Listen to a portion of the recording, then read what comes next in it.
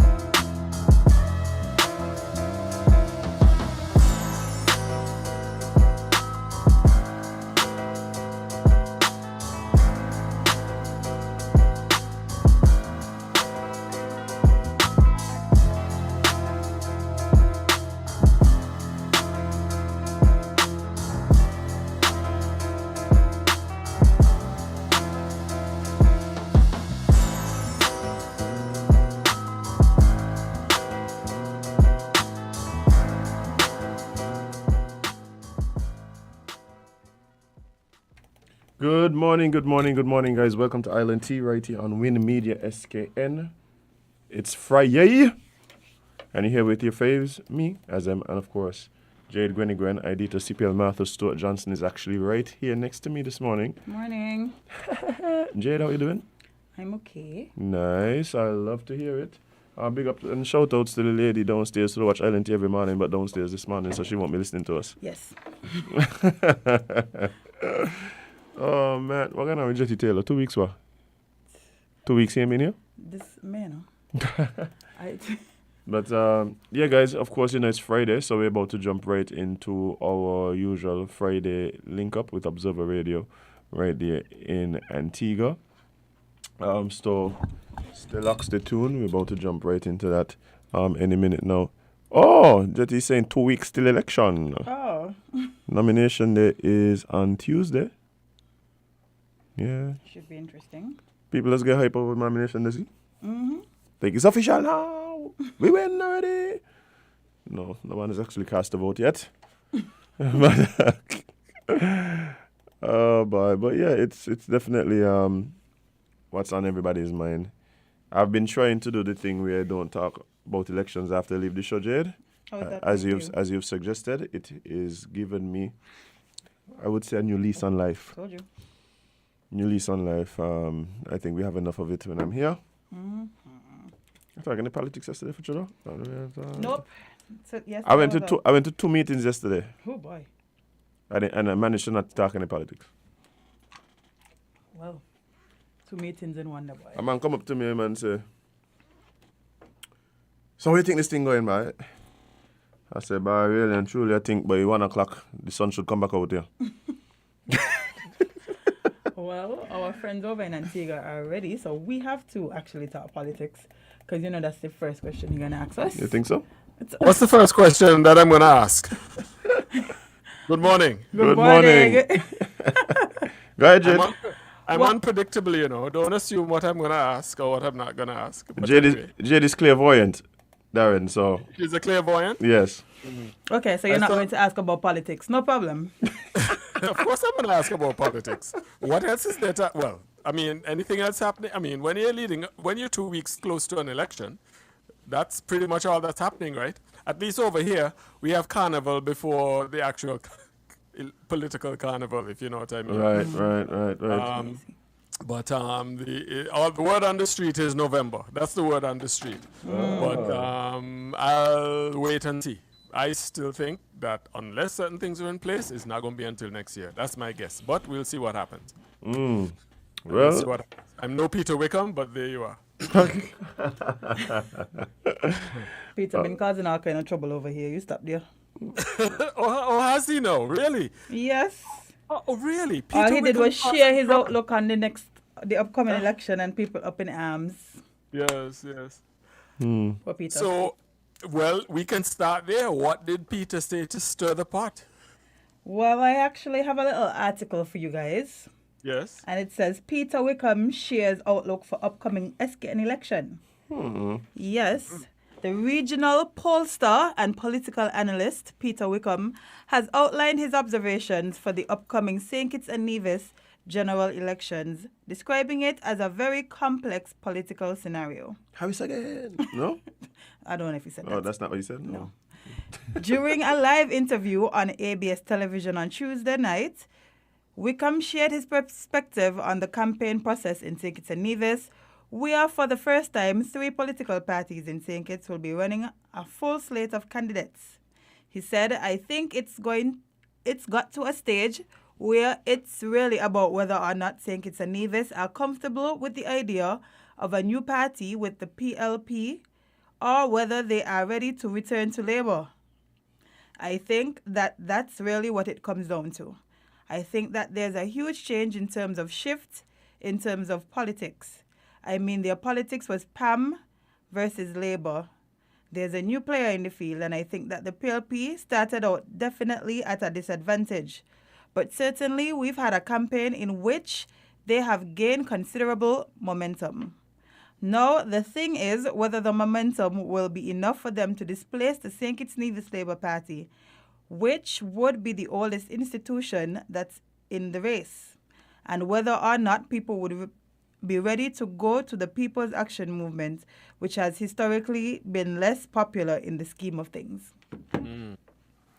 What did Peter say that was unfair or upset people? Well, I guess because he said Pam not really in the race. The man said, well, I could tell you, I spoke to some supporters of the People's Action Movement. They were not happy, I'm They sure. dismissed this as nonsense Propaganda. and suggested that it is just based on his feelings. It's no actual polls, and so they take it with a grain of salt, as they believe that the People's Action Movement will be victorious at the polls, which is in direct contradiction to What Peter said. what Peter said. So Well, I certainly am not going to try to prognosticate St. Kitts elections. I know better. Well- But what I will say is that I haven't spoken to many persons. Actually, I can't think of anyone that I've spoken to that does not think that Pam is in perhaps the weakest position in this situation. I think most people believe it's going to be a straight fight between the doctors. to the Timothy doctors, Harris and Dr. Oh Lord, I can his the name. the ex comrades. Right. That's the sense that I get over here, and that's from speaking with people on the ground. Who knows? It may, and also the other thought is, which I didn't hear reflected in Peter's comments or the comments attributed to him, is that it's probably going to end up in court again. Well, I mean, that's Whatever the that's result, it's normal. going to end up in court. Well, I mean, it's the sad part about that, Darren, is almost like we have come to expect that as being part of the electoral process. It's almost like it's written into the Constitution that We have to go to court. hear ye, hear ye, hear ye. Once the election results are in, the next step is to go to court. So it's yeah. My concern, though, I'm saying I literally have no idea what's going to happen. There are probably only 2 seats that I would venture to you know To call? to call. Yeah, Um, pretty sure it's the same too. And then there's a sliding scale for how confident I am about the others. A sliding scale. And then, but the truth is, though, my concern is that, and I suspect, and let me put it this way, I think there is a huge possibility that we come out of this election without one party getting a full mandate.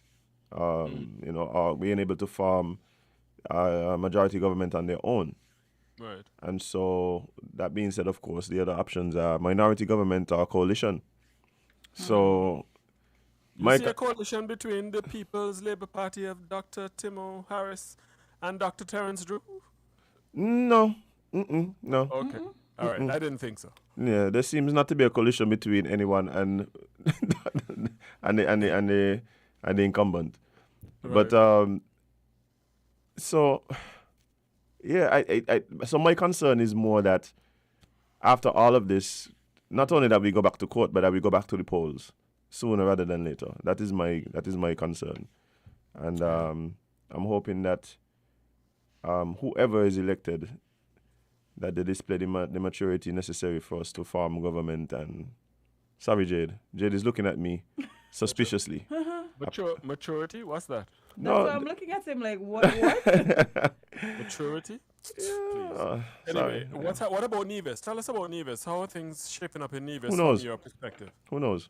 I just on the way here, I was asking Jade if there is even any meetings happening in Nevis. Like, We're pretty sure they are, but we just haven't seen them, I guess. yeah, it does. I It mean, does. before Culture Ram, I did see.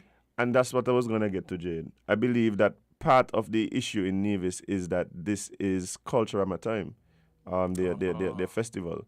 And so navigating between the Culturama festivities, slipping in political meetings and rallies and stuff like that, it may come off, it might upset some of the people, especially considering that this would have been the first outside Culturama, if you want to say that, in 2 years. Okay. So yeah, I think the parties are being very cautious with how they campaign. They may be resorting more to in person and canvassing type activities, smaller community and constituency activities as opposed to big rallies and things. That is my suspicion. Okay. Fair enough. All right. So, but no violence though. Has there been any, violence raising its ugly head, or the campaign has largely been peaceful from your perspective? Well, there's been sighting of paint guns and staple guns. Staple guns. Yeah, staple guns. That can be harmful. Yeah, definitely. The lampposts have been bawling out, crying out for someone to do something. Vigorously attacked. But the truth is though, for the most part, there has not been any violence, and we are praying that it stays that way. Yes, just war of words, not And fists and war of paint. yes, yes. Yeah. What about, so a listener is asking, what about the Labour Party? I'm assuming they're referring to the SKN, St. Kitts Labour Party, and the NRP forming a coalition. Is that within the realm of possibility? Yes, I actually spoke to and asked that question of the leader of the St. Kitts Nevis Labour Party, Dr. Terence Drew, while he was here. And he basically, how should I put it? He was open to partnership with pretty much almost everyone else except Dr. Timothy Harris. So much so that it even seemed as though he suggested he would work even with other members of the People's Labour Party, but not Dr. Harris. So. Right. Yeah, and I've asked this question of all of the leaders who have come on the show. We haven't had the Prime Minister here as yet. Hopefully soon. You plan to get him? He seems to be very slippery when it comes to. I mean, God knows I've tried. I've gone right up to his arrangement. Yeah. He actually WhatsApped me, indicated he's willing to talk. But it just never materialized. He seems, I don't know if it's slippery, but he does seem very strategic with his public appearances what platforms he and that's fine. Yeah. And that's fine. I accept that. Perhaps, it gives me a sense of the kind of person that he is and why he's been able to be Prime Minister. The fact that he only had, 2 seats, 3 seats? How we go? Well, 1 in the first term and then 2 in the second term. Imagine that. So clearly, he's a wily character. He's a wily character. Negotiate and seem to be an exponent of strength or have or exhibit strength from a position of weakness. Not many people can pull that off. Right. You're right. So I think I have a healthy dose of respect for that. Well, T-shirt mass tomorrow in Antigua. Oh, you got your T-shirt already? No. No holes, no holes. Any? Is it ripped? Would it be tied around your waist tightly? Like what's the plan? I will not be caught anywhere close to St. John's. I will watch it on social media. A t-shirt mask is not something that I've ever done. And rather worse now it's COVID. No, sir. No, sir.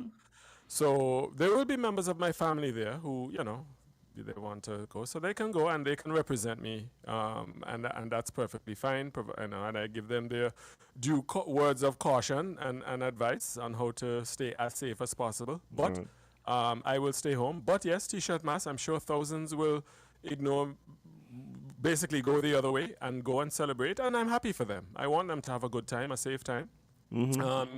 Some mass troops have been sold out. Because people are looking forward to, being outside, quote unquote, for the first time in 2 years, like in this way. We have just received the most recent dashboard. I'll share it with you. Yes, we still get a dashboard, not every day, but once every couple of days or once every couple of weeks. And the dashboard published yesterday, the 21st of, it was sent out this morning. New cases, 24. Hospitalized, 0. Isolated 24, so I guess there's the 24 that had the new cases. And we have here active cases 24, because, there's no one, 24 cases, the active cases.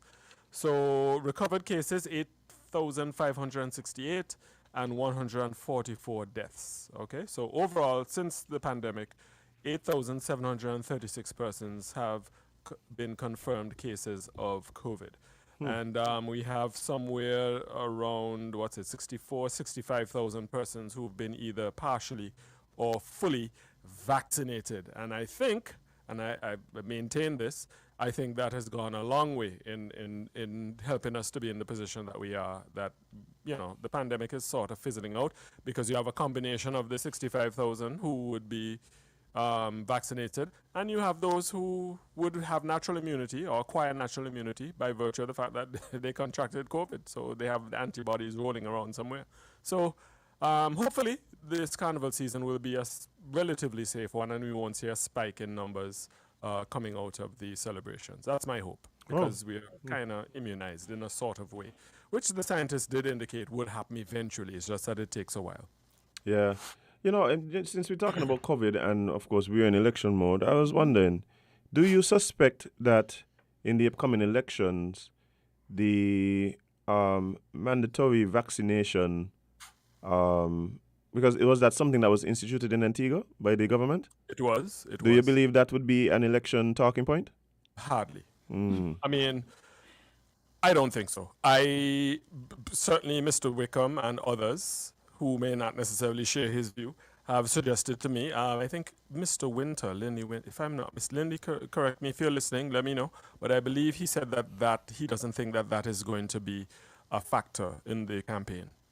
I don't, that's what so both pollsters are in agreement on that point, that the mandatory vaccination is not, which then calls into question one of the elements or one of the messaging points in the UPP campaign, which is choice.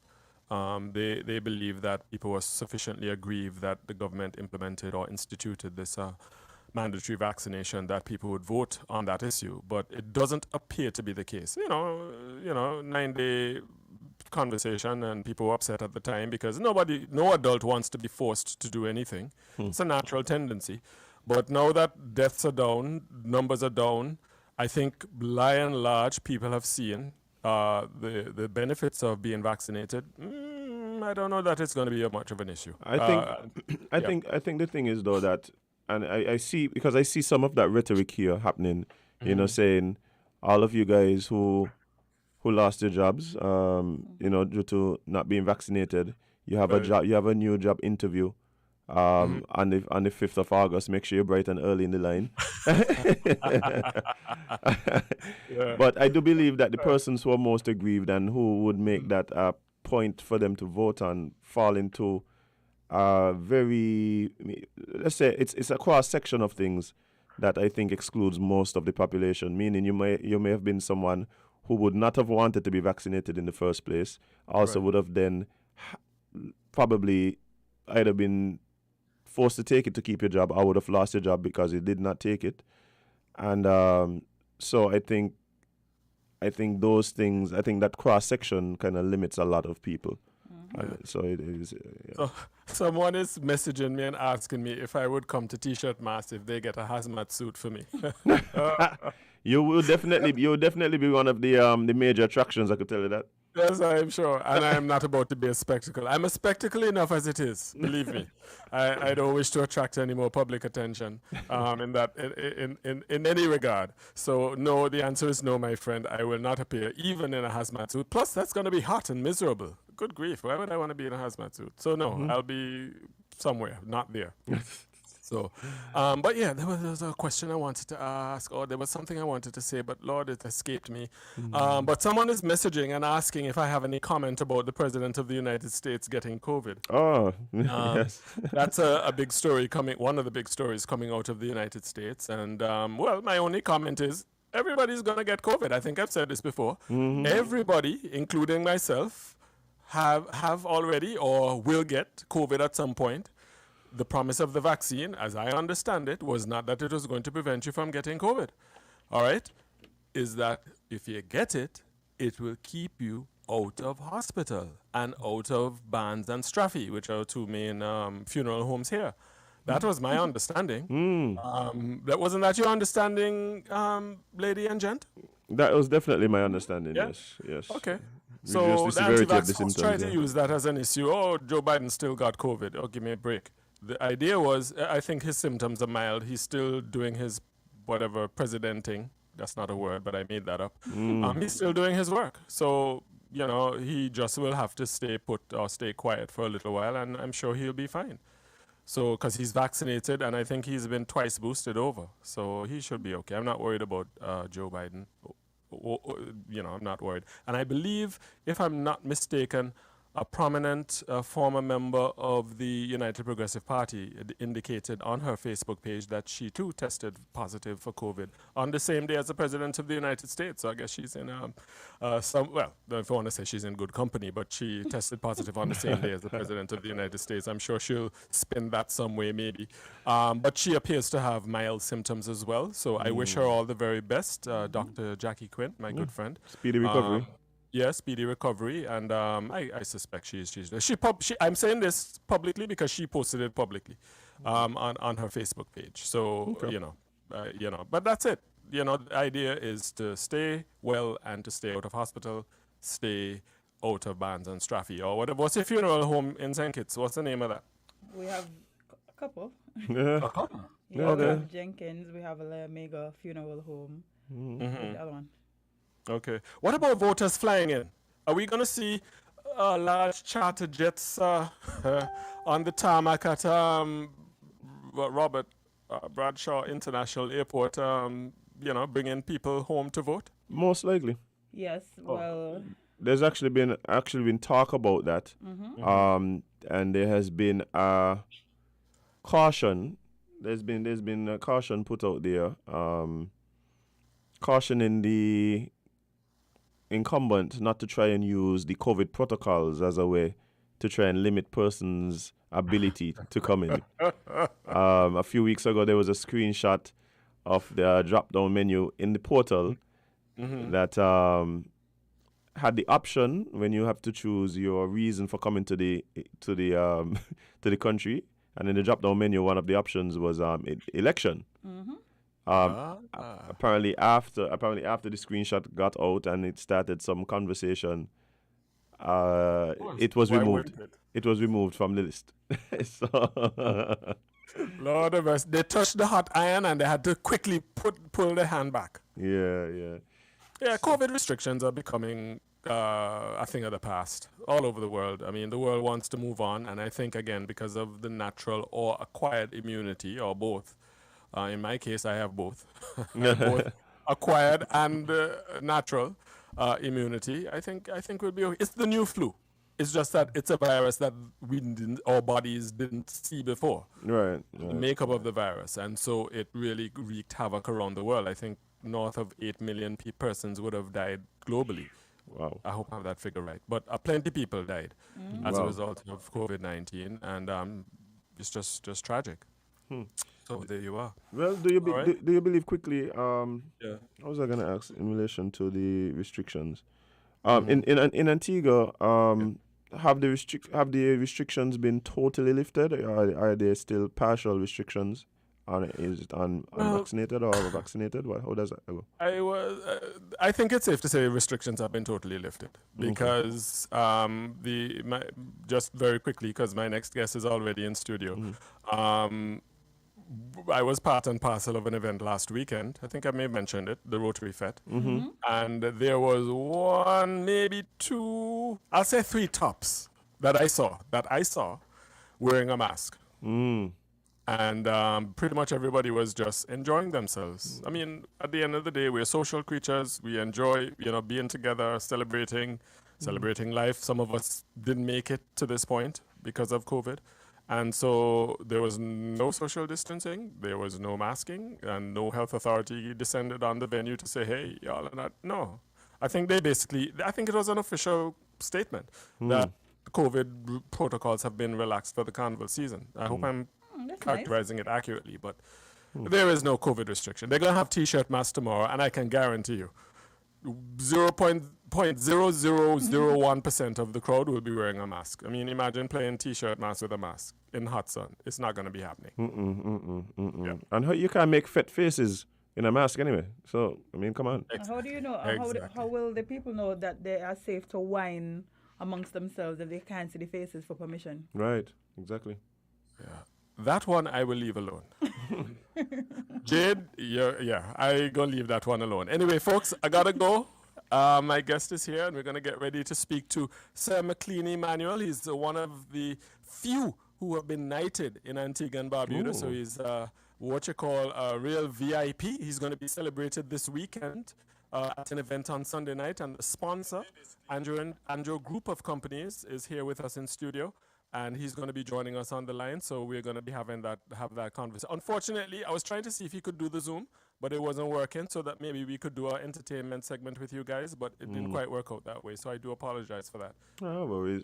We appreciate it. Darren, you and your listeners do have an amazing weekend. Please be safe as you mask in T-shirts and whatever else, or perhaps nothing else. But please enjoy, be safe. Yes. And as you get into the Carnival season, Antigua, big up yourselves, man. Thank you very much. Thank you very much. And all the best to you as you monitor what takes place on the campaign trail between, Sean Richards, Dr. Terence Drew, and Dr. Timothy Harris, a.k.a. Timo. Yes, indeed. And the folks in Nevis, Mark Brantley and the lady who we interviewed some time ago, whose name I can't remember. Have a wonderful one. Y'all laughing. Y'all behave. It's Friday. Have a wonderful weekend, both of you. All right, take care. Oh, bye. I swear Darren could never remember Dr. Hodges' name. You know what happened? She need a nice nickname. Yeah, but maybe she has one. We just You don't know, know like, about it. Aquila is like the lioness. She is? Yeah, that's what they're calling her now. Oh, I've never heard that. This Yeah. must be new. No, I think she's the lioness. And because, remember Converse is like the sleeping tiger? Oh. So she's the lioness. And Myla is just what? T? Myla need to change name to Panther. Mm-hmm. Panther is actually a jiggy name. That happening. No? Don't talk to him. The man sticking with his T. His Milo, because everybody needs some Milo. What kind of thing What? what kind of chocolate you used to like as a child? Milo. Yeah. Used to eat it out the can. With your parents not watching. I think the one that my mother used to buy was I think it was Born Vita. I don't. That's the purple one? It's a purple one, but there's two purple ones. There's the Born Vita And the Cadbury. and the Cadbury. Well, I don't know why it's Born Vita then. I actually gonna look it up because I don't even remember what it is. I just remember it tasted amazing. I had like you know how Milo and so is like the powder. That one it was almost like little chocolatey crystals. Oh, you mean the thing with the packet and then you had the one with the marshmallows in it as well? No, those are the Swiss Miss. You mean? Well, I don't know. What Swiss Miss Swiss Miss might be on top. I don't know. Swiss Yeah, Miss. Swiss Miss got vibes. Swiss Miss got vibes. I think we only liked it as children because of the marshmallows. Of course. But yeah. Extra candy in your tea? What? What? I'm gonna look for this so bad. Hot chocolate. Well, while you look for that, let's talk about the other pandemic.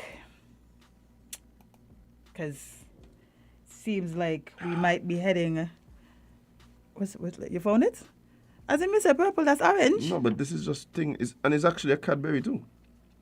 Oh, well, I have no idea what that one is. Yeah, I don't think I've ever seen that one.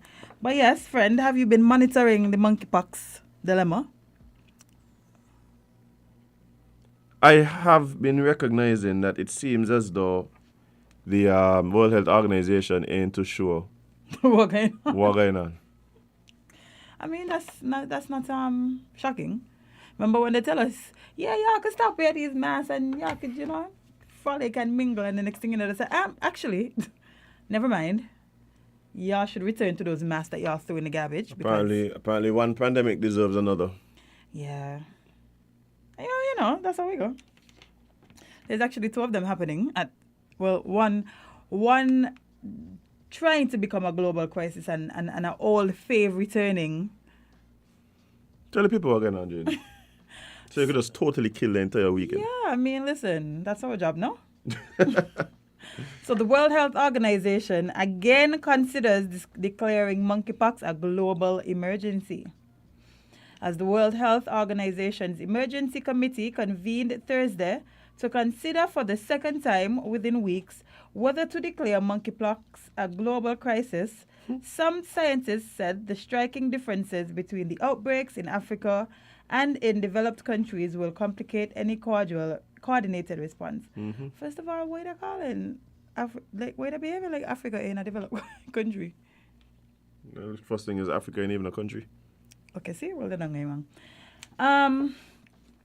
African officials said they are already treating the continent's epidemic as an emergency, but experts elsewhere said the mild version of monkeypox in Europe, North America, and beyond makes an emergency declaration unnecessary, even if the virus can't be stopped. British officials recently downgraded their assessment of the disease, given its lack of severity. I remain concerned about the number of cases in an increasing number of countries that have been reported. World Health Organization Director General Tedros Adhanom, can't pronounce the last name, told the emergency committee as its meeting got underway. He said it was pleasing to note falling numbers of monkeypox cases in some countries, but that the virus is still increasing elsewhere, and that 6 countries reported their first infection last week. Monkeypox has been entrenched for decades in parts of Central and West Africa, where diseased wild animals occasionally infect people in rural areas in relatively contained epidemics. The disease in Europe, North America, and beyond has circulated since at least May among gay and bisexual men. The epidemic in rich countries was likely triggered by sex at 2 raves in Spain and Belgium. I hope you're well, bye. Anyway, that's what people. Anyway, I don't want. That's what people is doing. They go to these festivals. Oh, there? Jade? What? Jade, not these festivals, you know. You don't want to hear the stories I heard from I St. don't know what Lucia. to say. Come like you've seen. So. You don't want to hear about the stories Well, I've we heard could from St. jump over Lucia. there, because. Something happening from St. Lucia as well? Yeah, actually. How you feel about this monkeypox thing? What do you think they're going to do? I think they need to fix it. I think they need to fix it one pandemic at a time, okay? And we still ain't figure out the one that we're in. So let's not add any more to this mix. But I think that I saw yesterday that, found it. Wow. So Bermuda confirms first monkeypox case. St. Lucia monitoring 6 cases. Watch it. After the carnival, right? Monkeypox all. Anyway, let me not call it, because I can say, it then says me make it happen. How? You ain't God? Are Yes. you? No, you look so. You're not a white man? Mm-mm. Okay. Mm-mm. No. Definitely not Just making sure. sentient being or anything like that. I wouldn't be shocked if you were, but anyway. Bermuda has become the latest Caribbean country to confirm a case of monkeypox virus, while St. Lucia said it is monitoring 6 suspected cases, including 4 with no travel history out of the island. Of course not. I bring I bring monkeypox in the people in the country with our carnival festivities and activities. Listen, all them people who went Solution Carnival from St. Kitts, quarantine them there, you know. You make sure I quarantine them there. I love them to death, but let them cool off for 2 weeks, just in case. The virus has been detected so far in the Bahamas, Jamaica, and Barbados. That's where they start, you know. The Bermuda Ministry of Health, which is working in collaboration with overseas agencies on the case, is investigating potential close contacts of the patient, a spokeswoman said on Thursday night. The virus, which causes flu-like illness and a rash, has spread in a string of communities outside Africa since a cluster of infections was identified in Britain in early May. The ministry said in May that the island was on the alert for cases of the virus. Of course, because, I mean, you know, people travel back and forth. But yeah, just make sure y'all monitor. I wonder if we have any things in place. I'm sure we must have. So why we not hear, we need to hear about it. Facts. Because I think my thing is we can't assume that we just won't get monkeypox. It's probably gonna get here at some point. It's probably gonna get here at some point. So I would want to believe that the responses are already been detailed. People already know exactly what to do. Hey, when we identify the first case of monkeypox, this is the protocol. This is what we do. This is what the steps are. This is what we're gonna tell the public, etc., etc. Yeah, I'm sure that I want to hope. Yeah, we don't have to wait till he come. No, we already have a task force. They just probably, you know. They need to shift focus. Just tweak it a little bit, you know. But we could just use the monkey task force because they know nothing else. Facts.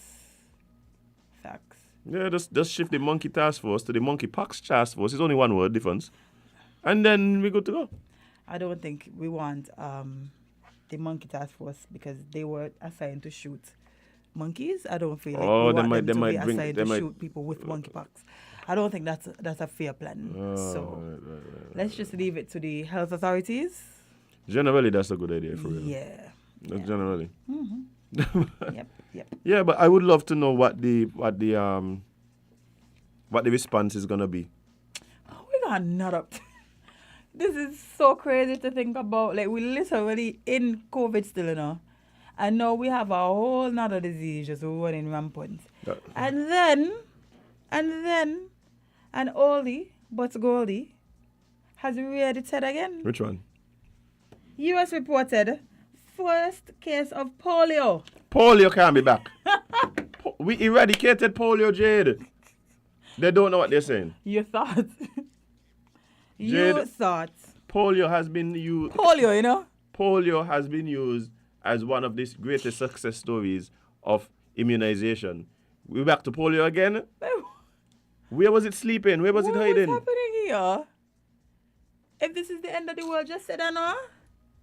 So people can stop all this nonsense. All these bills. All the time you're thinking about volcanoes erupting, super volcanoes. We are talking about comets coming. We're talking about the aliens coming. As they were they've been here, coming. As they were to bring up about the apocalypse. We ain't, no, it's going to just be the flu. And rash. A flu and rashes. Somebody, before I continue with the polio story, somebody wants to know the symptoms of monkeypox.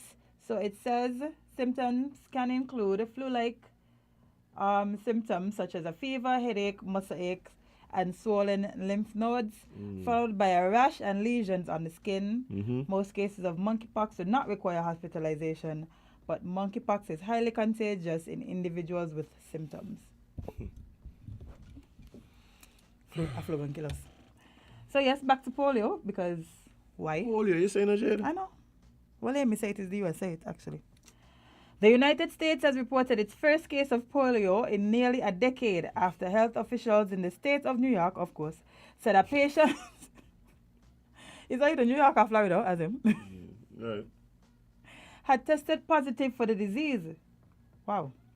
The state's health department said on Thursday that the case was detected in a resident of Rockland County, about 30 miles north of Manhattan. Testing suggested that the case of the highly contagious virus may have originated outside of the U.S., the department said in a statement. They never want to take credit for nothing. China virus, the Russian this, Africa this. Africa this. Let's just be real here. We're not here now, guys. Yes. And it probably started in the US. Y'all up there eating all kind of pink sauce and stuff. I can tell you what after. Oh my gosh. We are monitoring the situation closely and working with the New York State Department of Health and the Center for Disease Control and Prevention to respond to this emergent public health issue to protect the health and well-being of the county residents, Rockland County Health Commissioner Patricia Schnabel Rupert said. The person is no longer deemed contagious, but investigators are trying to figure out how the infection occurred and whether others were exposed. Officials also told healthcare providers to be on the lookout for more cases and urged people in the area who are not vaccinated to get the shot. Okay. Jade. This is the thing, Jade. The thing is, there's so many.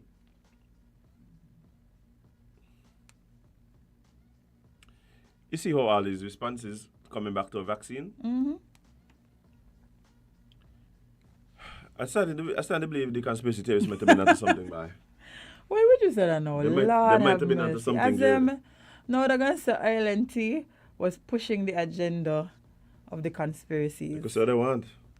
They could say what they want. So you're a 5G now? No, I'm not 5G. Oh, just making sure. But what I'm saying is, Jade. Gotta reevaluate friendship if you would say it. Look, what I'm saying is, how is it that it seems as though there just happens to be something that is going on at all the time they're going to just resort to a vaccine? I take a vaccine. Well, how else we going to fix these things, Azim? How else do we cure polio? I'm not saying that those aren't the proper responses to these things. What I'm saying is, if let's say because some of these conspiracy theorists were saying that like the purpose of the vaccine isn't really to deal with the thing, is to actually put something inside us. Yeah, but I could do that without a vaccine. Not really. Like that's probably the easiest way for you to volunteer to take whatever. Can't nobody actually know in it. But they need to put it inside us. They're just put in the electronics that we just use daily. No, I mean talking about tracking and so. I'm talking about tracking. Like, and the thing is, They're trying to mutate us? Our testings. Like remember because they've done it before. Yeah, we forget the gonorrhea man one. And the syphilis. Yeah, we forget them. Like they've literally done it before. Yeah, we forget. Yeah, so it's kind of like bye, another set of vaccine again. And the thing is, for me, it's almost like what you call it? The COVID came, brand new, fresh vaccine. People are kind of like, that they come up kind of quick here. Like I had that in the talk. I had that they're waiting. I had that they're waiting. Yeah, this is a new disease. Got a vaccine come up kind of quick here. People concerned. Okay. They say, but what we do to catch them nearby? But hit them with a oldie but a goodie. Oldie but a goldie. Yeah, hit them with a oldie but a goodie, boy. Spread the black. We don't bring back one that they already know. And love. I mean, I don't actually believe in this, but I do know there's people that do. Oh, boy, trust me. Maybe they shake a bag and you say, like they put the disease them in a bag. And they say, like Lucky Dip? Like Lucky Dip? Yeah, whichever one come out, that's how we... But my thing is, if this is where we're at now, because we're supposed to be becoming more and more hygienic. We're supposed to be getting more and more knowledge and more aware. I'm more aware of how germs work, viruses work, that kind of thing. I mean, you would think so. More people have running water in their homes. More people have access to healthier living standards and stuff like that. But we're getting more and more of these viruses, it seems like. Which I don't understand. As all my 30 years, I've never had to go through a pandemic, then have about 10 versions of diseases just be released. Like, what is? But I think the pandemic might have been due. Yeah, because it seems like every couple of 100 years they hit you with one. Why not going to wait till we go? Why have to be us? But the problem for me, I- but what the problem for me is like the resurgence of some of these other ones. Like I guess because over the years we've had some of them, right? We've had everything from SARS, Ebola. cow flu or whatever. They had cow. You mean cow? I don't know. I don't know. They probably had a cow. They had flu. they had a bird flu though. Yeah, bird flu, chicken pox. Chicken pox is a standard. But what I'm saying is, we've been having these things all the time, but it just seems as though between 2020 and now, and of course, it probably feels that way because of the severity of the COVID. Yeah, the I think so. COVID-19 virus. I think if COVID was just a regular little thing, we wasn't gonna feel this way. We wasn't gonna feel like Not just a regular little thing, but a lot of times, the viruses become very regional. No, I just about to say what it is. They can become very regional. If this virus didn't leave China, if monkeypox didn't leave Africa, what else we had? Well, Ebola didn't leave. If these diseases didn't leave these countries and travel throughout the world, we wasn't gonna be worried about them. In Right. our mind, they're just isolated to these countries. That's the thing. So a lot of the ones that we've dealt with have been pretty regional, right? And so, yeah, but for the whole world to be affected by this, that was definitely something Why? different and elicited a different response.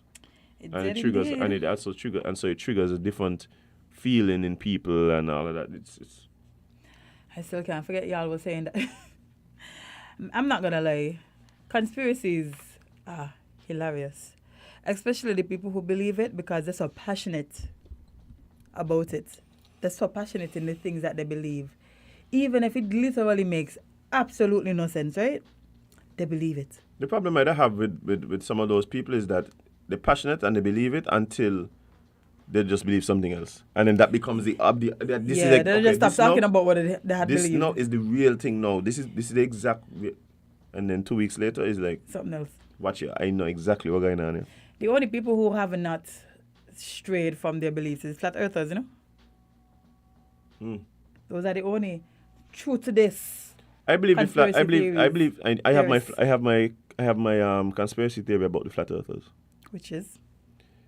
They understand that the only way to get them to actually believe otherwise would be to actually take them up into space and show them the curvature of the Earth. They don't believe in space. And so, right. But what I'm saying is, they're probably just playing a game so they get a free ride into space. So Elon could hear them and just be like, He'll be like, okay, watch it. We need to get this thinking out of the world for us to move forward. So what we're gonna do? All the flat earthers, here, jump on the shuttle. We're gonna show you the world from above. And they just literally get a free ride into space. Something that, at least for right now, a vast majority of the persons living on Earth will never get to do. But they get to do That's it. vibes. Yeah, that's it. It's the smart to tell you. I don't know if that's the word I would use to describe them, but there's something. They are something else.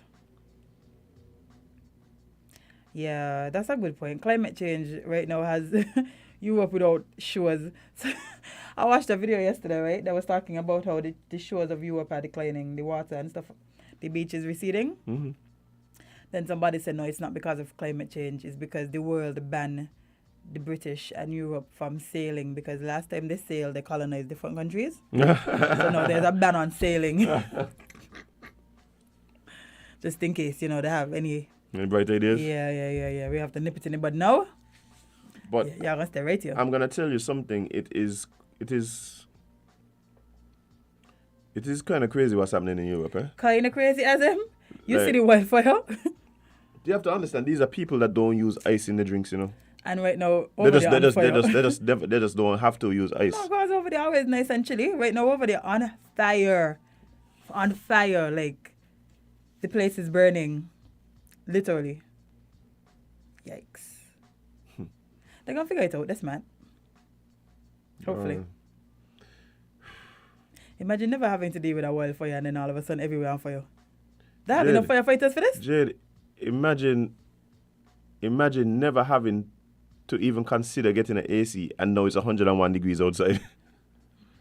I watched a video. People don't even they don't even have people who know to fix ACs and so. Yeah, I watched a video on TikTok yesterday where a lady was saying she opened a store And she was like, first she thought installing an AC was a waste of time They don't. and a waste of money. They don't do and it then, in Europe. What? And then no, she said, boy, thank God I did that because Like, over there rough. I'm not gonna lie. in a lot of European countries, people have never had to even consider putting in an AC in their house. Like, it's just... Yeah, this weather is a foreign concept to them. Yeah. So yeah, we looking at it like really 98 degrees. That there's just a regular summer there. Not over there, man. No, they ain't cut out for that. Not at all. They ain't the complexion for that type of protection. The skin one day what happening? Bye. I know one thing. Sunscreen rates gone up. Hopefully. Hopefully. Yeah. Because over You there don't wear looking SPF? rough. You don't wear SPF? Of course I wear my sunscreen. You don't see this face? You want it to continue to look like this? Have to wear sunscreen. Yeah, but Jane. My question. Let me rephrase my question. Do you wear sunscreen any place other than your face? No. Ah. Might need to trust some of my lotion. You see how quickly things change? So quickly things change. I think a lot of people just wear the sunscreen because it happens to be in their moisturizer of choice. Oh, no. What do you mean, on the body or on the face? On the face. Oh, no. I use actual sunscreen. Good. I need to use sunscreen. My moisturizer has sunscreen in it. But Jade, I went to St. Thomas. I still haven't got back my complexion. Boy. Jade, it's crazy. Like, you see the line? And it's been like how much weeks now? Yikes. That's how I feel when I go to Nevis. Literally. Oh, I got a different sun over there. Davis got a different sun. Why I got to be? Are the close or something? Something ain't right by, something. The sun, there's a particular place in St. Kitts I know that the sun is different. The entire length of Victoria Road. Boy. As you walk up Victoria Road, it becomes painfully obvious that you've entered into I don't know what to call it, an inferno. Victoria Road different. It is different. 4th Street right there, not like that. 4th Street by there, but Victoria Road. Yeah, boy. Wow. I feel like you're walking through a desert Yeah. with no end in sight. Yeah, I think they're gonna need to station Red Cross people up there now and again, Yeah, just to man, make sure just that, to make make sure sure. that people are making it to the top. Not wrong with that. Nothing wrong with that. I completely agree. Jared, it's 9 o'clock. Yes, it is. You want to take a break and come right back? Yes, we should. Guys, we're going to take a break and come right back with more Island Tea right here on Win Media SKN. Stick and stay.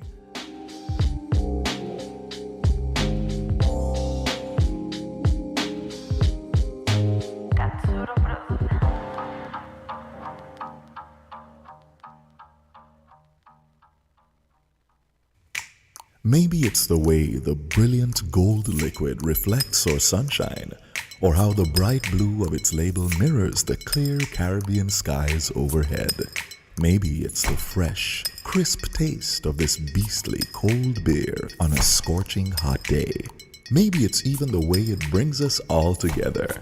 But one thing is for sure, Carib is very much a part of who we are wherever we're from in the Caribbean.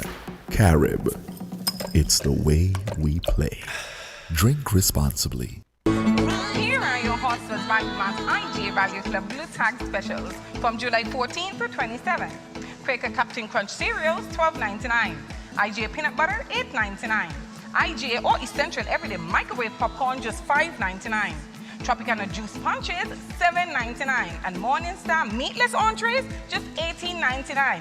Nabisco Belvita Cookies, $16.99. And now our very low weekly Value deals! IG or Essential Everyday Cornflakes, $7.99. Essential Everyday Barbecue Sauce, $5.99. Equaline Mouthwash, $13.99. Suavitel Fabric Softener, $16.99. Essential Everyday Apple Juice, $7.99. Arm & Hammer Liquid Detergent, $31.99. Shop Smart, Shop Value Mart, tell them in Spanish!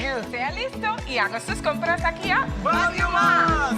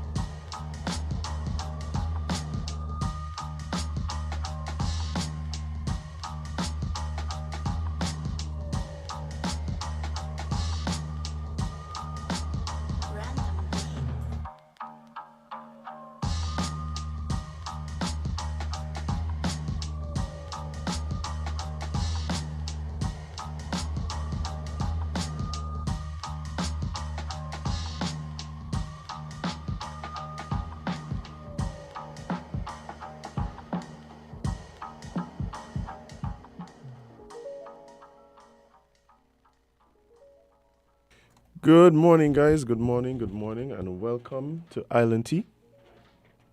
Right here on Win Media SKN. It's Friday.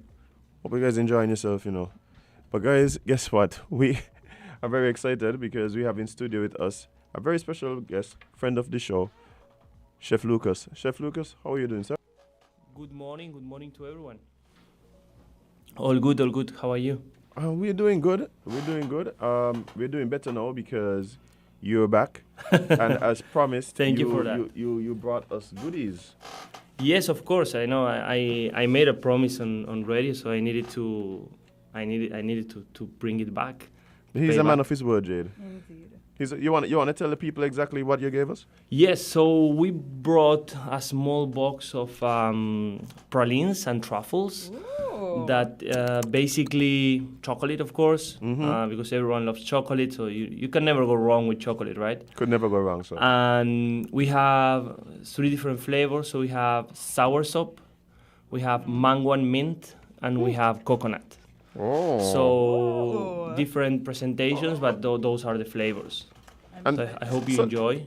So just by you calling out the flavors, I can tell that these are all local flavors and Correct. locally inspired. Correct. Awesome. Sometimes you don't recognize what we have here, It's actually, we do in the hotel this cool amenity for our guests that we invite them to do the journey of the bush tea, right? So we put 3 or 4 different bushes that we collect around the hotel. So when you arrive to your room, you have your chocolates with some local flavors inspired by the bush around the hotel, and you have the bush, your hot water, your milk, your sugar, so everyone can do it as they want, and a small resort map where you can actually find those plants, and if you want to collect more by yourself, basically. That is awesome. It is. It's actually very well received because, as I said the other day, right? People come here, yes, they come to the hotel because it's higher and so on, but they come to St. Kitts. Right. So that is something we really want to highlight. Well, I mean, that is exciting. And of course, the last time you were here, we were just getting into restaurant week. Correct. How has it been going so far? Yeah, actually, it is still very busy. So we are really, really happy with that. We are getting a lot of people from the island to come. Very good comments about the food. It's been awesome. Honestly, it's been a great week. We really appreciate the Minister of Tourism to let us participate into that. And we are looking forward now to our big event on Sunday.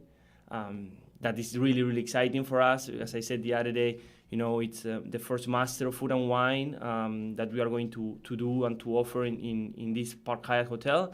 So it's very exciting for the chefs, for the team, for myself, for everyone that is involved into organizing this. Right.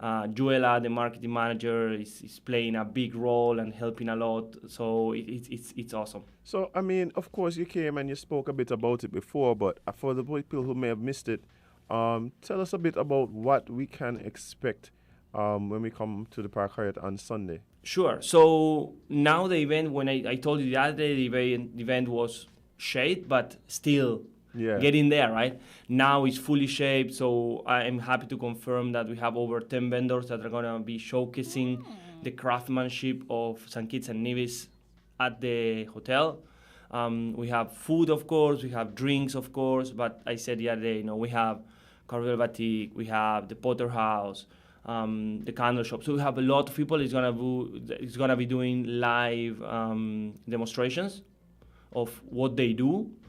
It's not just selling, because that's not the spirit of the hotel, but it's more to see all the process, all the different phases of a batik production, right? And that's exciting. Then we have Greenhouse as a host band. We have DJ Tero coming. So it's going to be a very fun event. What you can expect is food, drink, and fun.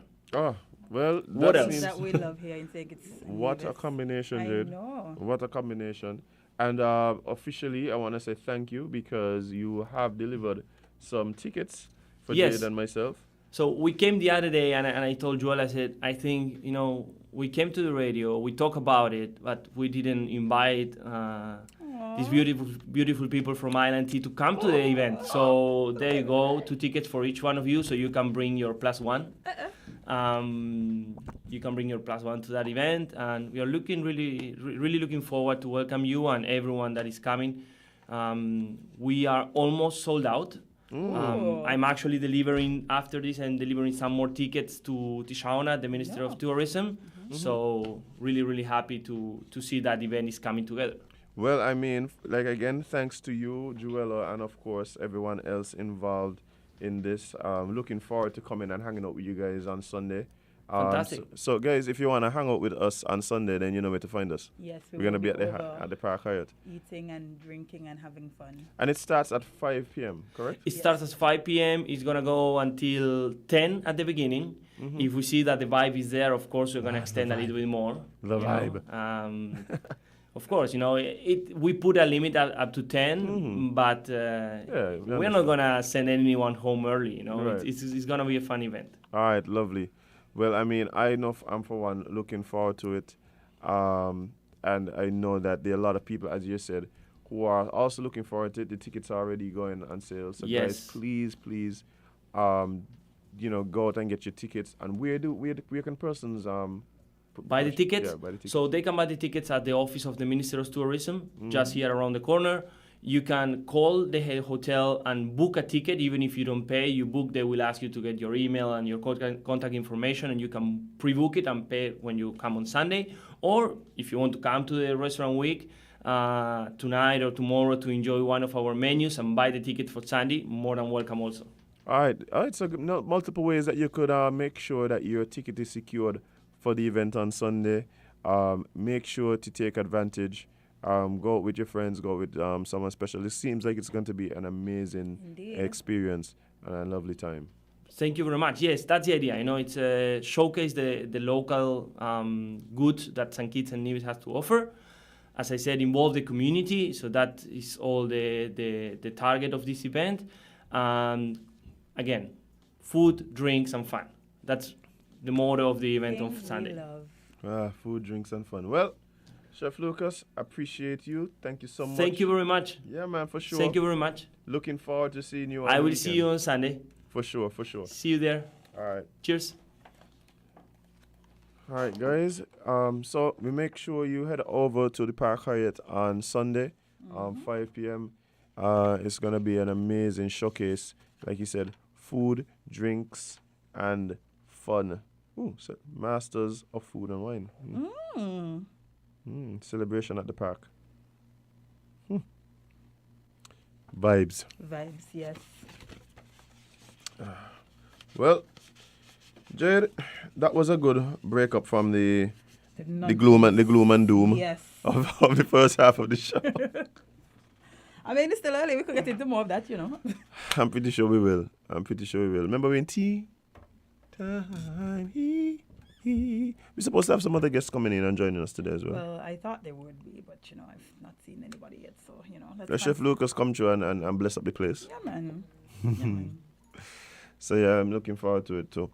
But we know what you're doing on your Sunday. What are you doing with the Friday and the? Well, I will be mommying because my prince returns. Jaden, big up yourself. Yes. Hey, what he do? Oh wait, no, the daycares them just stay open during the summer, Yes, they right? do stay open. I don't know these things, So daycares stay open during the summer. Yes, I think they're probably closed for a little couple of days just to get ready for the next semester. But it's not like how high school and primary school closes. Yeah, them they could take care of themselves. Them they know how to make macaroni. Yeah, man. Watch you. They know how to make macaroni and ramen and sausage. They're good. Yeah, they know how to make macaroni, so they'll be all right. But this weekend, well, of course, like I said, it's cultural time, so I'm going to be heading over. I'm trying to figure out what days exactly I have to go and how to balance out all of that, what's happening. We getting now, like I said, 14 days. Boy. 14 days. Until election, so the next 2 weeks, you're going to be a lot of up and down people all over. Hey, shout out to the people that don't go to every single meeting for the party them. Shout out to them. Listen. Them watch, you got some people, right? The real stalwarts, boy. I don't know how they just do it because you know, like for me, like I have to be there, right? You're working. So yeah, you go and you do what you have to do. But then the thing is, these people who do this and then have to go to work in the morning and they come back the next day, and then they go and do the canvassing, and then they go and do the community cleanups and the Then there's the real MVP buy. I am telling you, it is it is something else. But I had a gear to go in, you know, but I had a gear that superseded it yesterday. There has been several occasions, Jade, where I've been standing, minding my own business, of course, as I usually do, only to have my eyes drawn in the direction of children. And why my eyes are drawn to them is because I see the sorrow in their eyes, Jade. Aww. The sorrow in their eyes, understanding that here I am again, back at another political meeting, to be out until 11:30, maybe 12 o'clock at night. And they are as well. My mother just dragged me out the other well while ago. Boy, yeah, I've seen. No, I don't feel sorry for them, yeah. You're correct. I've seen a couple children. I just feel sorry for them. No, we got some children that like it, eh? You got some children, like there's some children, outside. and they have fun at the They're not a friend mother gonna bring them so that. But you got some Looking children. forward to it. You got some children by that you could tell it's like torture by. Another meeting tonight, mommy. I just want to watch Netflix. Yeah, but then I don't understand why you have to do that to the kids, especially knowing that they don't want to go, because there's literally. It's called indoctrination. But they're online. You could indoctrinate them online. No. You don't become a PAM, a Labour, a PLP, CCM, NRP by watching it online, Jade. You have to be in the trenches. So you could be in the trenches without the children. No, but The children them just want to go sleep. Want to stay home, watch a little cocomelon. You could see the sleep in their face, so you got to train them out here listening to all this, and then understand nothing. That's something I think we might have mentioned it before, but that's something that I feel somebody needs to do here. What up? You know, we have day care, we need night care. There is night care here. There's night care? Yeah, there's a lady that offers night care. I can't remember her name currently, but not even one lady. There's multiple people. Okay, because I know that's something that I see it like in the US and stuff. You know they have like it. babysitting services during the evenings. They have it, man. Yeah. It's just that they refuse People don't want to pepper. let these. They want pepper. They rather torture the kids. No, it ain't torture, Jade. You have to. Torture for? It's indoctrination. It's kind of like going to church. You know, children don't want to go to church, but you have to go to church still because that's understandable, as in because church is in the day. It is nighttime. The children them call night church. and sleep. Well, see, you would know. Me didn't. Thank God. You got night church, Jade. I ain't had too tough for none of that, so I can't speak on that. It's for your own good, Jade. It's for your own good. As in, sure them can't vote. They are Pamites, though. You see, young Pamites, young Labourites. These Labourites, they call the young ones? I don't know, boy. Young Comet? Comites. The young Comites. They grow up to be strong Labour, PAM, PLP, whoever supporters. So you have to rub them in from young. But don't get me wrong. Like I tell you, you could tell there's some children that love it. They love it. Like they like going out to the meetings. They jump when mommy jumping up, they jumping up too. Because they know what's going on. They just hear music play, so they jump up. Harris again. Go to school the next day go talk about Harris. They don't know how Harris look. You know, and I always used to feel it. Not feel it, but I used to wonder about in your class. Remember in your class, you know who was the political ones in your class? The ones them who would sit down and talk about Labour, who talk about PAM and thing. It's just always be like, no, I could vote. Like, what kind of... But of course, and they're just repeating whatever they hear in the household, or they hear the parents say, and stuff like that. But that always used to be a big thing. Me and a friend were talking about that same dynamic, and we're wondering if that still happens. Like, because you know who the political ones, the ones who mother used to who drag them to the meetings, you know who they were. They will come into the class, are like, no, and of course, talk about how the Prime Minister is the worst Prime Minister ever, and then they will talk about how the person trying to get into power ain't a good leader. You see how he look, bam, bam, bam, bam, bam. No, half of these time they never see nobody. They know the person, they know nothing going on. But that's what mommy just says, so we say repeating. Indoctrination, Jay, that's all it is. Indoctrination. Got to bring up the youngites. The youngites. The youngites. Of course. Just take their sense of individualism and critical thinking out of the equation. Yes. From young. From young. Oh, bye. Politics again. Politics again, bye. Hey. Let's see. Yeah. See, Reggie know exactly what I'm talking about. And up to now, you still know who those people were. Like who those students were that would just be going back and forth, big argument, big discussion, like as if they're on the platform themselves. Just regurgitating everything they hear them others say. Oh boy. But this is kind of like how the tribalism kind of gets perpetuated, right? Mm-hmm. Because you get roped in, like, imagine somebody would say, I is a Labour, I is a PAM, I is a whatever. But you haven't hit puberty yet. You're not even a fully formed human. Mm-hmm. But you're a PAM. You're a Labour. Imagine that, eh? Yeah, but that's kind of what it is, though. And I guess the parties need that in order to function. The parties need those people who are just gung ho. Yeah. Fanatic. Boy, that's what pushes them. That's their engine. Yeah, because well and truly it would be difficult. You would have to literally pay people to do the work that these people are doing for free, the volunteers. So I guess they need some. I guess they need some element of that. I guess campaigning and canvassing. Yeah. But these are the dynamics. I think when we start talking about how do we create an electorate that is more politically mature. These are the things that we're going to have to talk about. We're going to have to talk about do we allow a child's only perception of politics to be shaped by whatever is happening in the household? Do we also teach things like civics in school, right?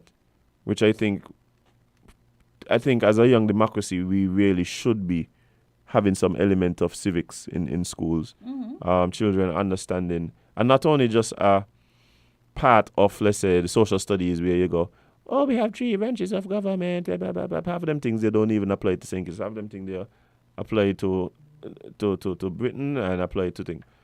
And we're really going to have to ensure, I think, that people, and people meaning everybody, but I think if you want something to really penetrate society, you have to start in schools, education, right? So we have to ensure that the children and the kids actually know what the Constitution is and what it says. That is the thing that defines us as, at least legally, as Kittitians and Nevisians. I'm actually kind of shocked that we don't teach any part of that in school, because you want adults to grow up knowing the Constitution and knowing the laws of the land and stuff, but we aren't taught that in school. But it's the ultimate law. Like it really helps to define who we are as the people of St. Kitts and Nevis. Mm-hmm. So that is something that I think needs to be a staple. Mm-hmm. A staple. Like I don't even think we have a sense of real national pride. Like I'll give it to you like this.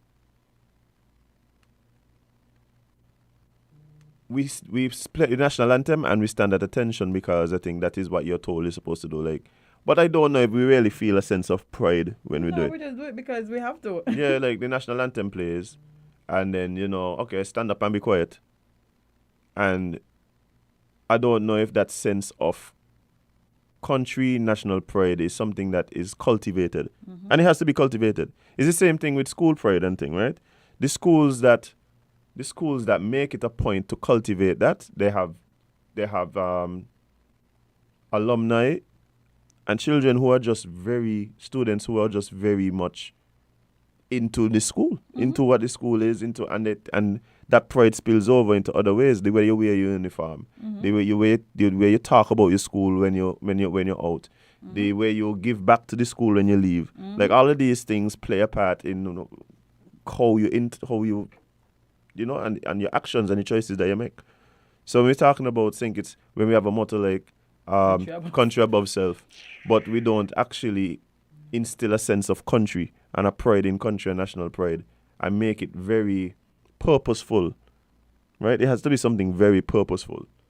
Then, yeah, I think we may be doing ourselves a disservice. Mm-hmm. Yeah, children don't know. Children don't know. When And- instead we carrying the meetings, we're making sure well the home they know But- certain things about the laws and rules and constitutions and about we carrying the meetings, because that's more important. But that is kind of but at the same time, if it's not in the schools and thing, then that becomes their introduction into politics. However, the politics that they're hearing isn't the politics that we want them to learn. Who is we? That's what the parents want them to You're learn. right. So, You are correct. Yeah, but what I'm saying is that what's society we want to build? I keep saying that's where we need to start with a lot of these conversations, right? Do we want a society of persons who just are concerned about, hey, I on this side and everything the other side do wrong and everything my side do right? Mm-hmm. Do we want electorate and persons within society who are concerned with holding politicians accountable, recognizing that the politicians are put in a position to work for us, and we have the power to elect who we want and run who we want. Right? So I think that's kind of what we kind of have to look at and figure out, are we doing the things now to develop those type of characteristics in the electorate? Good morning, caller. You're live on LNT. What's up? Good morning. Morning. How are you all today? We are doing great. How are you? I'm fine. Lovely. I'm wonderful. I went to Keon last night and it was excellent. Keon. That was So PLP. look how you're going to double the P. So instead of PLP, you're going to have to double the P. So you're going to be PPL. You're going to be double P, L party. Doubling the P, because the Prime Minister said he's doubling up. He said he might even quadruple. He went right up to quadruple, actually. Eh? He went right up to quadruple. Boy, things looking good.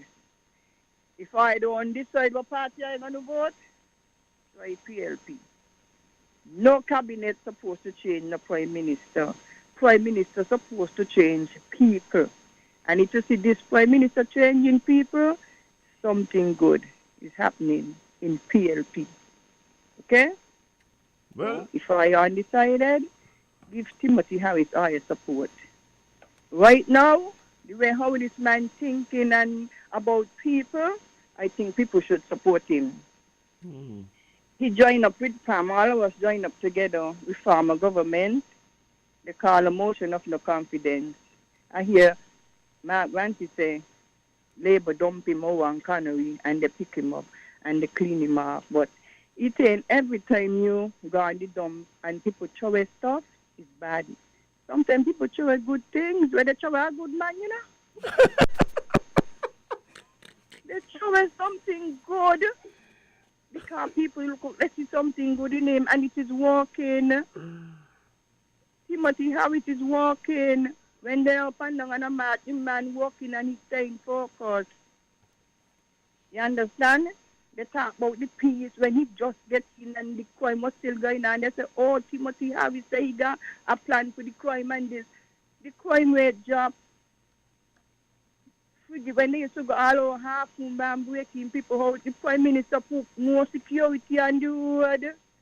When last year somebody over half moon be balling out for the place breaking. Eh? right. But you, Timothy so Harris, you know, PR Prime Minister. So how you feel about elections? You feel things looking up for your party? Yes. Okay, nice. Yes. Niceness. A new party just come out. It's the first new party in saying it's come out and I have so much of followers and it's something good. They see that man. Okay. All right. He's sensitive to human. He's sensitive to people. He feels people pain. You don't go to him and he throw nothing aside. He always gets back to you. And this is what some people have with some of the people who they put there. People complain a lot. They don't study them. They don't come look for them. You can't wait till when election come and go look for people. You have to always be on people. Don't put me to wait and say you're coming back and you ain't show up. Okay.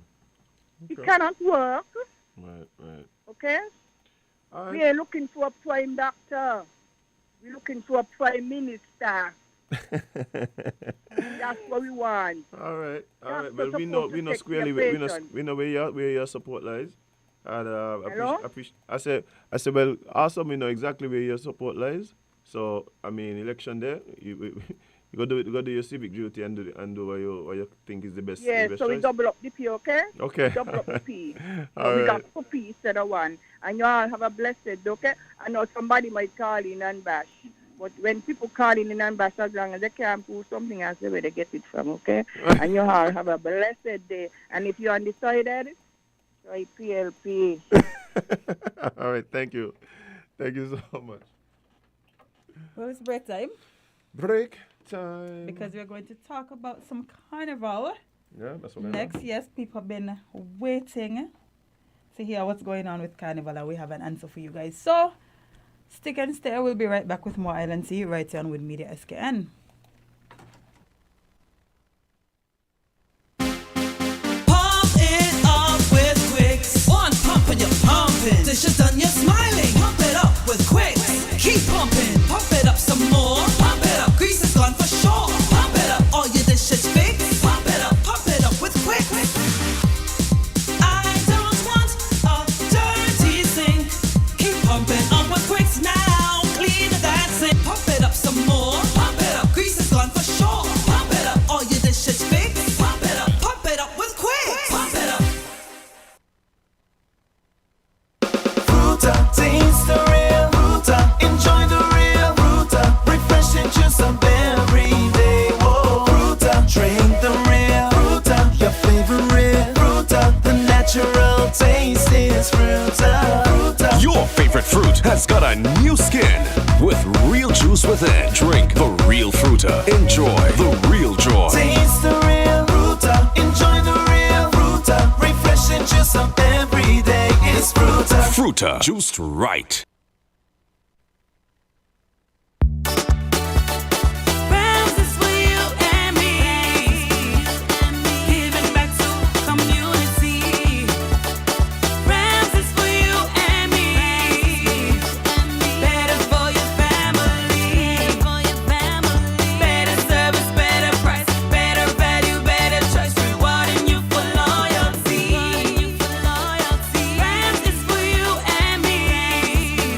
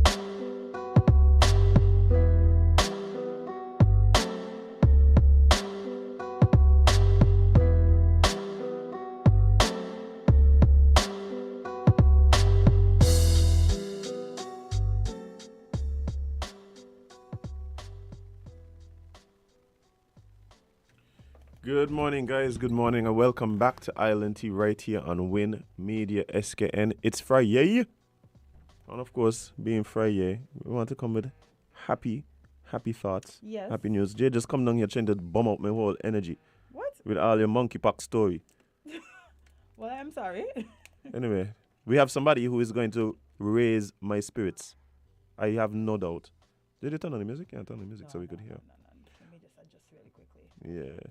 But guys, of course, we mentioned before we went to the break that we're going to have some talks concerning Carnival. And who better to talk about Carnival than the Carnival cheerleader herself, Miss Shannon Hawley. Shannon, morning. Morning, Azam, morning, Jade. How you doing?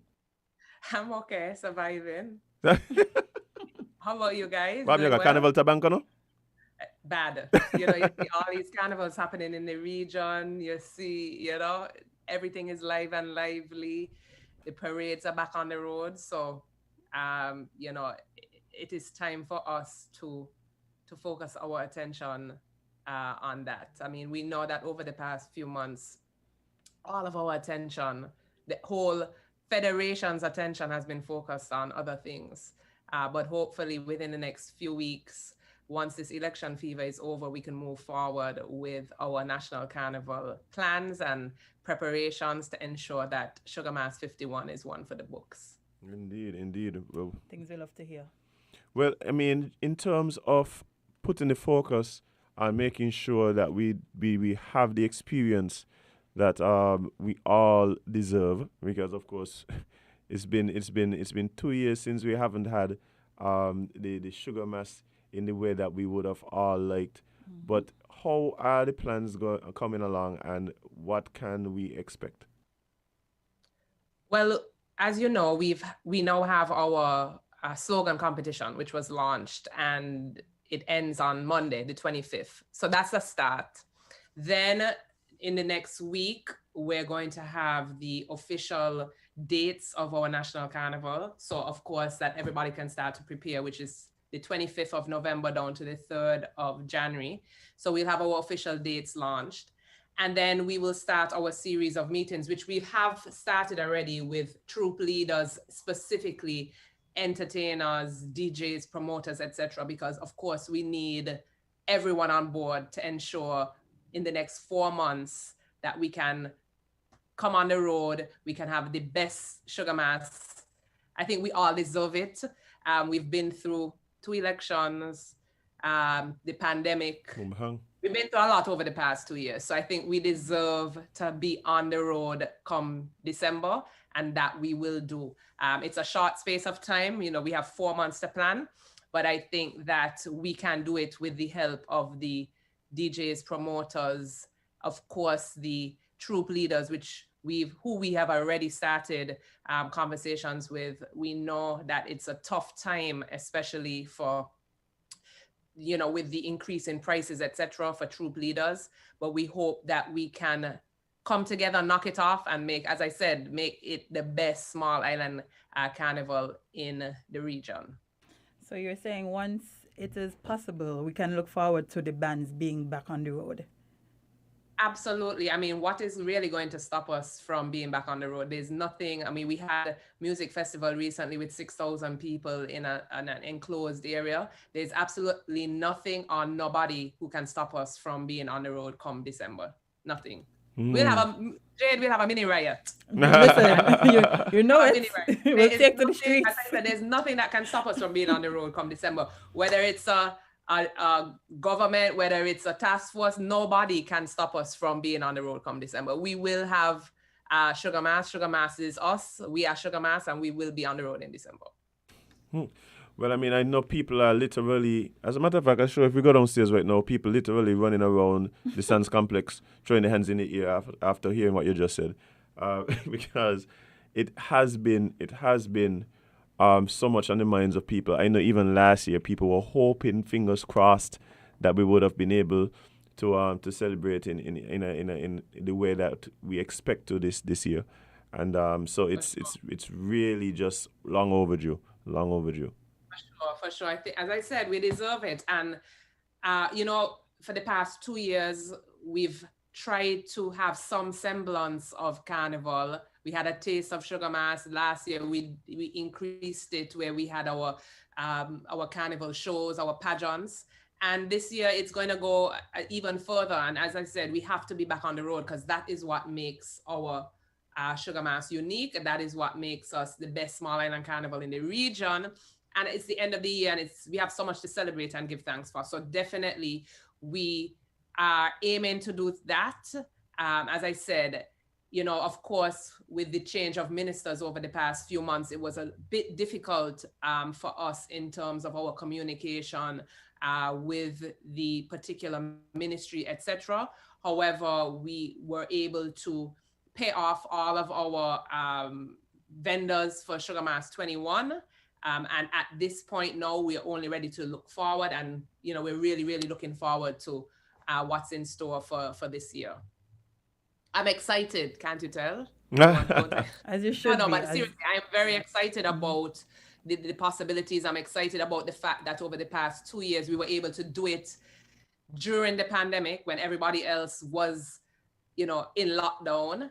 And I am more excited over the fact that this year we are going to do it with the help of our private promoters, our DJs, entertainers, and we will do it come November 25th, which will be the official start of Sugar Mass 51. Awesome. Well, that's a date to look forward to for sure. Indeed. You've mentioned a few times the committee's intention and to really work with the private promoters, DJs, band leaders, troops, and whatever, and whoever else, you know, some of these people who have really done so much to create the Sugar Mass that we know.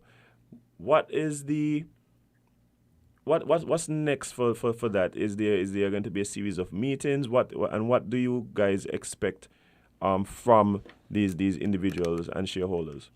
Well, you would recall over the past 2 years, I've been saying it. I said previously, and I'll say it again, that the National Carnival Committee does not make Sugar Mass. It is the private events. People don't fly in specifically for National Carnival events or shows. What you see people flying in around the region is for events and as I said previously, the road experience. So the intention is to really move our National Carnival events up on the calendar, earlier in the calendar, so that we can have that Power Week, as I have called it previously. We could have that Power Week where we could have, you know, our events, teaming up with private event promoters.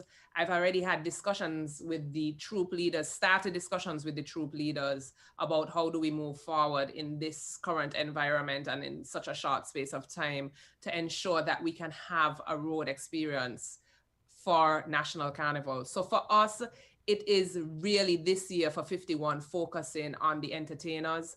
I've said in previous discussions and communications with the event promoters and stakeholders that it is the intention of the National Carnival Committee to split sponsorship funds, distribute sponsorship funds. We know that sponsors are stretched. So in other islands, we've realized, for instance, that any sponsorship funds that have come into specifically the National Carnival Committee has been spread across event promoters, troop leaders, etc. And that is something that we need to look at because we know that it is serious times. We know that, you know, so many people have gone through this pandemic and there are only limited sponsorship funds. So we wouldn't want to deny any of the private event promoters or troop leaders, etc., sponsorship funds that, you know, we can spread across. So we're looking at ways in which we could subsidize specifically troops to be able to come back on the road and events in order for our Power Week to come off with a bang. And we know that we're going to be teaming up with troop leaders. We're going to be teaming up with specific event promoters who have played an important role in Sugar Mass over the years to ensure that, you know, we are what we do is in collaboration, or what they do is in collaboration and full support of the National Carnival Committee. So that is the intention as we speak. All right, awesome, because I really love to hear that because, like you said, when you have the Carnival committee kind of functioning as a supporter of these events and these promoters, you tend to get such an amazing product coming out of it. So I'm really happy that is the direction that we're moving in. I'm really excited about what that brings. The National Carnival Committee it should not be in competition with any of the events, especially over the Power Week, what we're trying to create. It is the National Carnival Committee is more of a supportive body rather than an event promoter. We are not an event promoter. The intention under my leadership has never been to be an event promoter rather than an event supporter, and whatever that event may be and whatever that event may be that falls on the National Carnival Committee. Unfortunately, or fortunately, last year we had to create, and the year before, as you have been part of it, we've had to create events for the general public. So we've had to create events like the Bubble Juve. We had to create events like Icons because we were trying to find fillers to make up the National Carnival calendar because of the pandemic. However, now we've opened back up. And so therefore our role moves back into a supportive role where we can support the event promoters, especially the larger event promoters who host events that attract regional, we want flights, and I've spoken briefly already as well with the Tourism Authority on how we can team up. You look in the other islands, the Tourism Authority plays a big role with the National Carnival in terms of promoting National Carnival. It's not just like a one page or one paragraph in the Visitor magazine, but actively promotes National Carnival through their specific channels. Well, and that's what is important for us as well. Well, I mean, you mentioned something that I was going to ask about, which is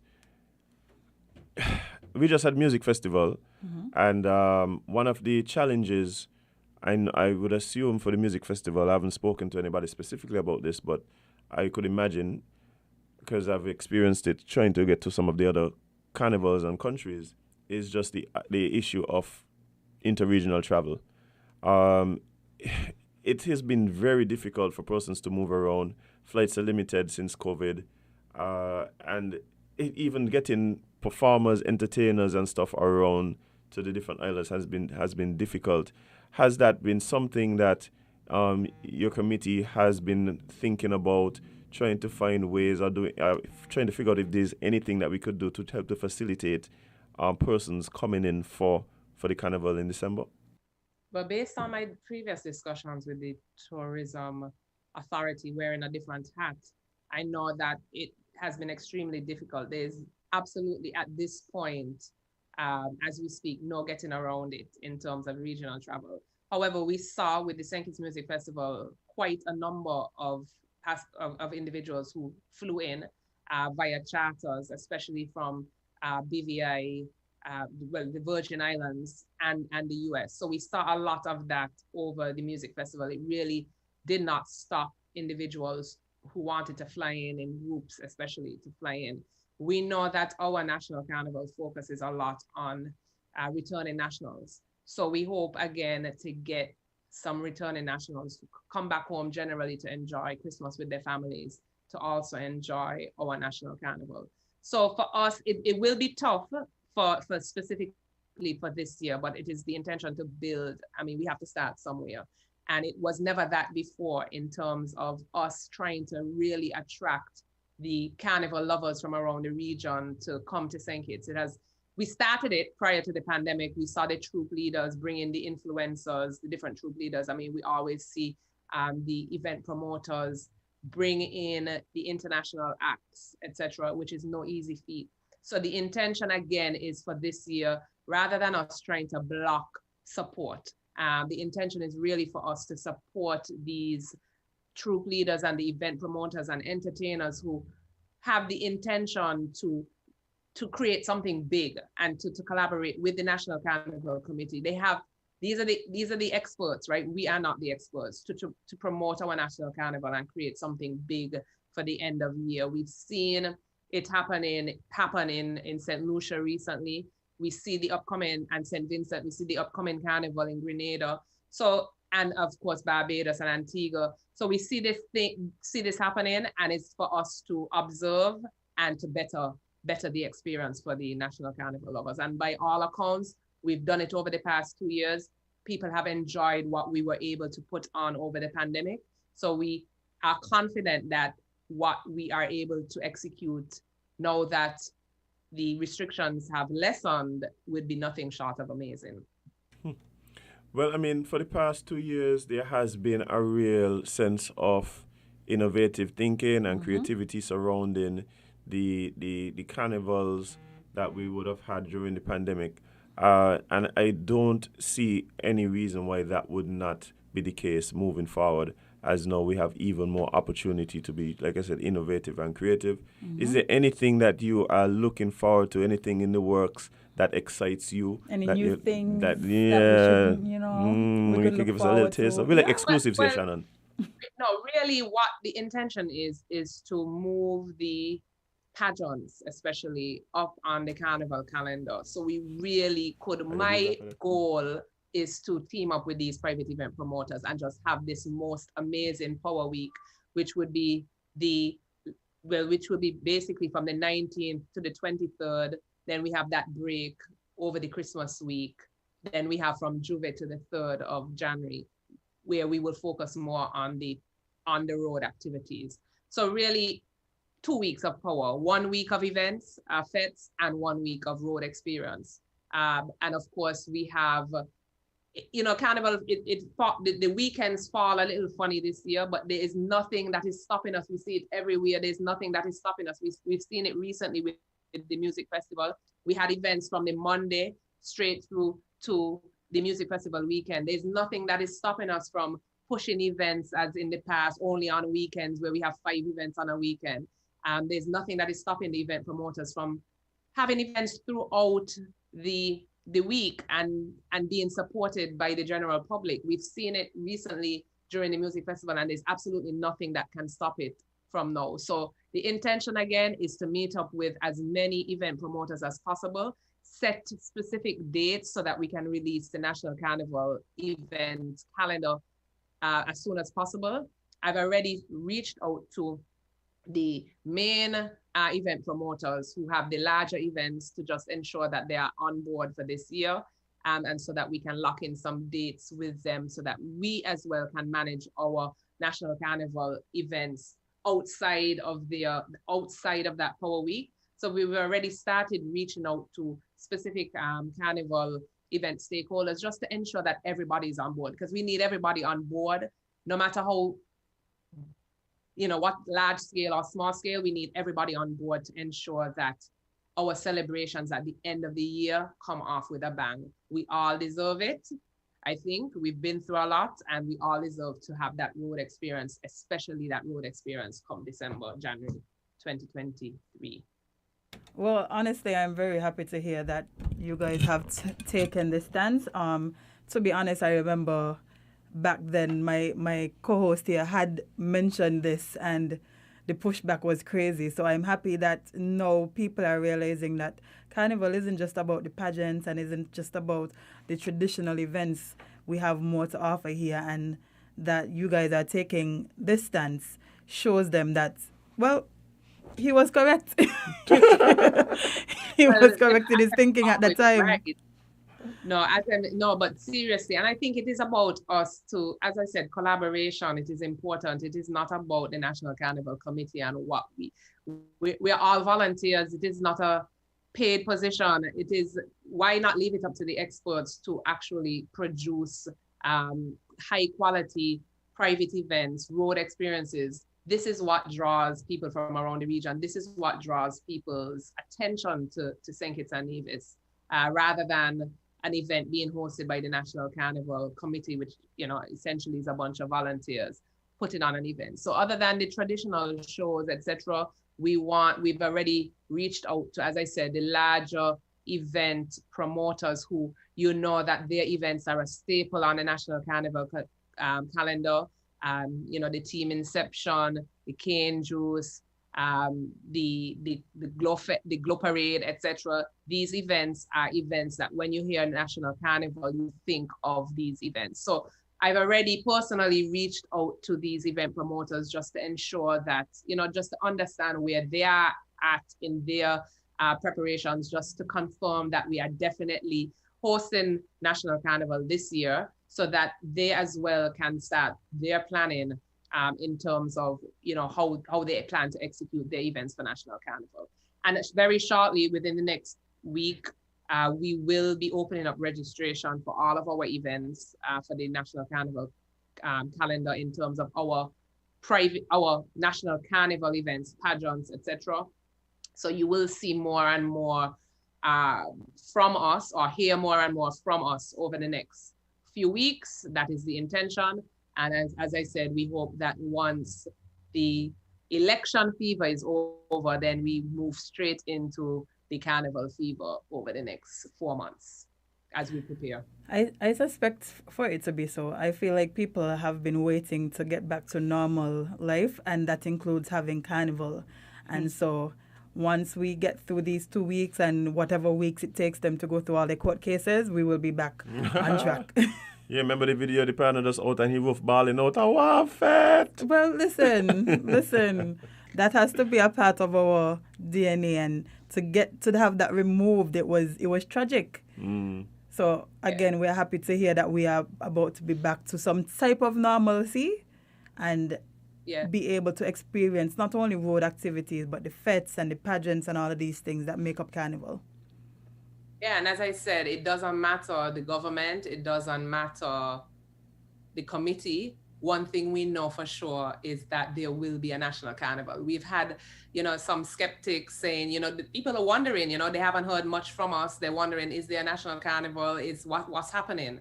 So I'm here to say that there definitely is a National Carnival this year. The dates are set from November 25th to January 3rd. And it's just a matter of now execution and working alongside private event promoters, the entertainers, troop leaders, calypsonians, the band leaders, tent leaders, to ensure that all facets of our National Carnival are fulfilled and what people enjoy. Because we know, of course, we want to have something for everyone. Correct. Indeed. Well, I'm looking forward to it. Jade, what about you? Of course. Well, listen, Carnival is my time. You know this. Yeah, that's wild out here. Yeah, that's true. And we're seeing the energy, Jade, and as we're seeing the energy over the past 6 months with now that things are opening up, we're seeing the energy with the event promoters. We're seeing the types of events that are being executed over the past 6 months specifically, 7 months specifically. High quality events and attracting hundreds and thousands of people. So we want that same energy to be transferred to the festive season, the traditional festive season. Yeah, and the way that people have been looking forward and waiting for this, I don't see that as being an issue. And so it's just about us making sure that we all play our parts to ensure that this is the best sugar mass that there's ever been. Indeed. And I really believe that there's a very big chance that it very well might be. Yes. Absolutely. There's nothing that we can't pull off with collaboration. So absolutely. Indeed. Well, Shannon, it was a pleasure speaking to you and getting some updates on what's happening through our Carnival period. I'm sure lots of people were looking forward to hearing what would be happening, and they're very pleased with what they heard. So we will catch up because, of course, For sure. In studio. Yes. So see you soon. Thank you for having me. Indeed. As it's time for us to jet. We gotta leave, we gotta go, we gotta listen back, guys. It is Friday, so please, wishing you guys peace, wishing you guys safety, wishing you guys good health and good vibes for the weekend. For those of you who are going to get a bit of a break this weekend, please use that opportunity to recharge your batteries, get ready, cast off the stress of the previous week and prepare yourself to move forward as we kind of go into closing out the month of July. We on the tail end now, Jade. Easy so. Easy so. Ooh, this is what, month 7? Woo. 14 days. 14 days. Well, as if the people upset with you, let me tell you why. I They don't said that know. you made it seem like CCM is not. Well, yeah, they said that you made it seem like CCM is not campaigning and even saying nothing. They only care about culture. I don't know where they get that from, but No, what I say is that me hear nothing. That's my fault. well, you know. Talk to CCM. Yeah, they said that that Pam and CCM is in a whole partnership and whatever. So, you know. Yeah, look at Civics. People still know what's going on. Well, there you have it. Yeah, like you could Civics, people know what's going on. And again, it's not that I don't think they're campaigning. I think, but what I was saying is that I think that they're being strategic, understanding that hey, might not be the time to have all kind of big concerts and rallies in Nevis and compete with the promoters and things. So I think they may be making a different choice as to how they campaign. Yeah, but since I don't live in Nevis, if they're doing like canvassing and so, well, I wouldn't know about that. I just tell you what I say. Anyway. Yeah, and I just responding. Yeah, as you should. Hey, big up CCM on time, big up NRP, big up Labour, big up There's another PLP. party in the MRM. MRM. MRN. That's the Moral Party. Moral Restoration Moral Movement. Restoration That's what Movement, it's called. Yes. Yeah. Who's the leader of the party? We should get him on. Yes, we should. I can't remember his name right now, but I know it's a man. Okay.